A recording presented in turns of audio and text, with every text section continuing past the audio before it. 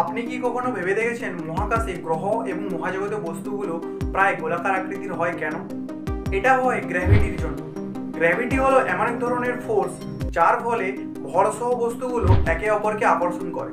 যখন গ্রহ তৈরি হয় বা মাস অ্যাকুমুলেট করে তখন গ্র্যাভিটি সবকিছুকে তার কেন্দ্রের দিকে টানে। গ্র্যাভিটির এই কন্টিনিউয়াস টানের ফলে মহাজগতে বস্তুগুলো প্রায় একটা গোলাকার আকৃতি ধারণ করে।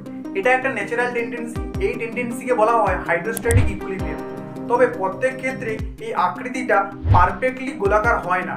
রোটেশন, কম্পোজিশন এবং এক্সটার্নাল ফোর্সের মতো ফ্যাক্টরগুলোও কোনো একটা গ্রহের আকৃতিকে প্রভাবিত করতে পারে। উদাহরণস্বরূপ বলা যেতে পারে দুটো রোটেটিং প্ল্যানেটগুলো মেরুতে সামান্য চ্যাপ্টা হয় এবং এটা অপলেট স্ফেরয়েডের আকৃতি ধারণ করে। অথবা কোনো মহাজগতীয় বস্তু যখন কোনো একটা এক্সটার্নাল ফোর্সের সম্মুখীন হয় তখন তার আকৃতিটা পারফেক্টলি গোলাকার আকৃতি থেকে ডেভিয়েটেড হয়ে যায়। সুতরাং পরের বার যখন আপনি রাতের আকাশের দিকে তাকাবেন এবং ভাববেন যে গ্রহ বা মহাজগতীয় বস্তুগুলো প্রায় গোলাকার আকৃতির হয় কেন, তখন মনে রাখবেন এটির কারণ হলো গ্র্যাভিটি, যা গ্রহ এবং মহাজগতীয় বস্তুগুলোকে একটা শেপ দেয়।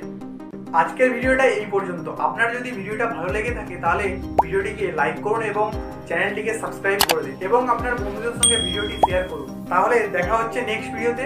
ধন্যবাদ সবাইকে। সুস্থ থাকুন এবং নিজের মধ্যে কিউরিওসিটি জাগিয়ে রাখুন।